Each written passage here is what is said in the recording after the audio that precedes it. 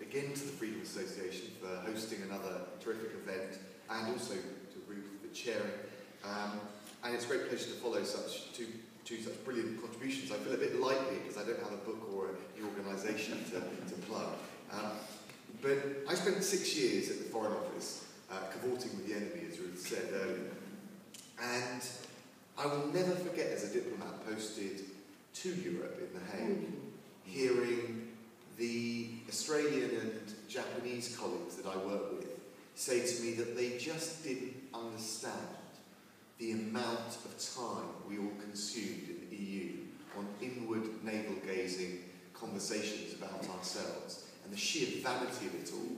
Can't you see what is happening? These weren't anti-European or anti-EU people, but can you not see what is happening from Brazil through to Asia? And they're right. Given the emerging Asian economies in particular, the economic balance has unmistakably shifted. You've got to be blind to miss it. And I think as Britain limbers up for the global race of the 21st century, I know it's very exhausting to keep hearing that phrase, but we need to face some raw facts, not the ideological, polarised debate, just the facts. And that is fundamentally that the EU will remain an important market for us, but that in terms of growth markets, the ball game is now elsewhere. It's unmistakably, uncontrovertibly the case. And just to give you some sort of, there's lots of easy to have the blizzard of statistics, let me give you some concrete examples. Take cars, because when we talk about the EU, and by the way, I'm not in favour of withdrawal. I would like to see us renegotiate, and if we could get a decent deal, stay in. But you know, that remains to be seen. But one of the big arguments against withdrawal has been the UK car sector and the damage it would inflict. Now, last year, Britain was a net exporter of cars for the first time since 1976. And that's great news. For all those that worried about rebalancing the economy, playing to our comparative strengths at home, that was good news. But how did it happen? Well, over the last 10 years, UK car exports to Europe rose by around a third. Those to the rest of the world almost trebled. They now outdo European sales by 2/3. And that's just over a relatively short time frame. Now look at where the British success stories are coming from. Look at individual firms. Honda's Swindon plant makes 90% of the cars Honda sells to Europe. But European sales dropped 13% in the last year alone. And as a result, in January, Honda announced 800 job losses at the Swindon plant. It's obviously regrettable, but it tells a wider story. Take on the other hand, Jaguar Land Rover. They sell 59% of their cars outside Europe, and fueled by rising Asian demand in particular, JLR notched up record annual sales last year, and as a result, they're not laying people off. In fact, they're investing £3 billion of new money into Britain, including a plant in the West Midlands. So that tells you a story. Beyond cars, the value of total UK exports in goods and services to non-European markets has doubled in 10 years. For exporters, and I think if you look at the raw figures, overtook exports to the EU in 2008 in particular. For exporters, the opportunities for growth are in the emerging economies, as I said, from Brazil right the way through to China. And Britain must ride what is, I think beyond doubt, the wave of the future. Now, I'm not saying the EU market is irrelevant or not important, or, and I think this point was well made by our previous speakers, that this is some zero-sum game. The EU market accounted for £200 billion worth of UK exports last year. But as a share of UK exports, it's fallen by 9% in a decade, whilst our trade beyond Europe rose by 9% in the last decade. So there is a shifting balance, a sort of shifting kaleidoscope of trade and political influences going on in the world. Been going on ever since the fall of the Berlin Wall, and with the, perhaps even longer. If you look, we had something like close to 50 countries in the aftermath, or 50 nation states in the aftermath of World War II. We now have close to 200. So you would expect economic and political power to have fragmented a bit and diversified, and actually it's quite a healthy thing.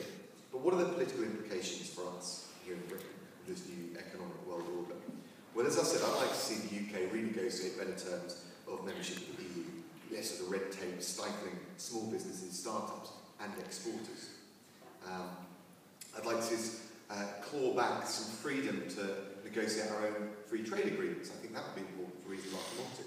But ultimately, ideally, I would prefer if we can get a decent deal, if we can get more than crowns, I'd prefer to see a statement. But having said that, I don't buy for a second the scaremongering that says Britain would sink outside of the EU, when it comes to trade or otherwise. We've got a £41 billion trade deficit with Europe, which will be more than enough to ensure reciprocal market access, whatever the outcome of the renegotiation. And I think Rory would point well, the EU would have to be irrationally prepared to cut its nose off to spite its face, not to negotiate a decent partnership agreement if, and in my view, worst case scenario, we end up dropping off and falling out of the EU. It would have to be behaving irrationally. It would have to be engaged in a spiteful, vengeful endeavour. If that's the case, how could it possibly be an argument that some of the Europhile colleagues I've heard talk about free trade here at conference over the last few days? How could that be a reason for staying in? It baffles me. Now, on top of the red tape and the trade issues, I have to say I think the EU is a fetter, not a spur, to widening global market access to British firms.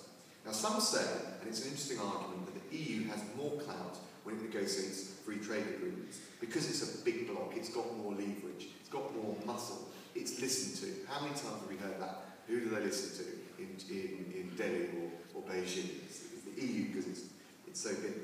The thing about it is it's a very peculiar argument when you look at the raw facts, if you take an empirical approach, because based on the EU's own experience of negotiating free trade deals, they haven't been with big countries at all. They've all been with mid-sized countries, Chile, Mexico, South Korea, Ukraine.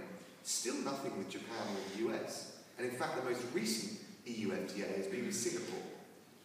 The EU's own experience refutes the idea that you have to be a big bloc to maximise your chances of negotiating free trade deals. Again, if it were true, I might take a different. If it were not true, I might take a different view on this whole debate. But we need to start thinking about these things from a position of the truth and the facts and the data available.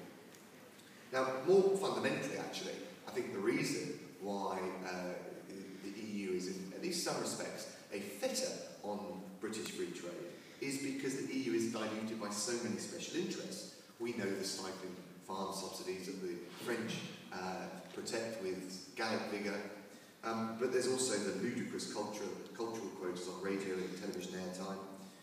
The EU-US negotiations are severely and significantly hamstrung by this debate, really, and this effort by European efforts to harmonise regulatory standards rather than just mutually recognising domestic ones. This factor alone can easily kill the deal, and I find it fascinating hearing from the Obama regime that actually Britain should stay within the EU and put up with all of the regulatory burden that we have to, when they are not accepting these regulatory burdens that the EU is trying to foist upon them. I mean, it couldn't be more expedient an argument. Now, beyond regulatory standards, beyond the cultural quotas, beyond the agricultural protectionism, the EU also insists on dictating its view on human rights and environmental protection to prospective trade partners. Now, no one has been more trenchant in taking a libertarian stance in Parliament than myself.